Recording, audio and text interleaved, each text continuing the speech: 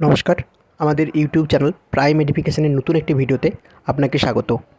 আজ সাধারণ জ্ঞানের মাল্টিপল চয়েস কোশ্চেন পর্ব নাম্বার 11। যদি এই ভিডিও আপনাদের ভালো লেগে থাকে তাহলে লাইক, শেয়ার, কমেন্ট এবং সাবস্ক্রাইব করে আমাদের পাশে থাকুন। আর হ্যাঁ, বেল আইকনটি প্রেস করতে ভুলবেন না। আসুন শুরু করা যাক। গীতগোবিন্দ রচয়িতা জয়দেব বাংলার কোন রাজার সভাকবি ছিলেন? সঠিক উত্তরটি হবে লক্ষণ সেন।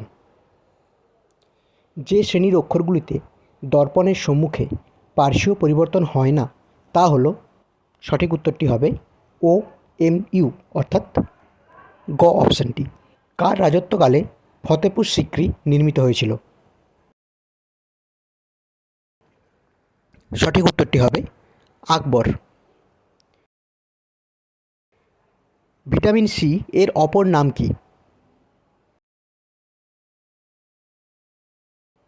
সঠিক উত্তরটি হবে অ্যাসকর্বিক অ্যাসিড। সবচেয়ে বেশি ভিটামিন সি সমৃদ্ধ ফল কোনটি? সঠিক উত্তরটি হবে পেয়ারা। পূর্ণবয়স্ক মানুষের দেহে রক্তের পরিমাণ কত? সঠিক উত্তরটি হবে 4.5 থেকে 5 লিটার। কোন রোগ প্রতিরোধের জন্য বিসিজি টিকা ব্যবহার করা হয়? সঠিক উত্তরটি হবে যক্ষ্মা। পাস্তুরাইজেশনের মাধ্যমে জীবাণুমুক্ত করা হয় দুধকে।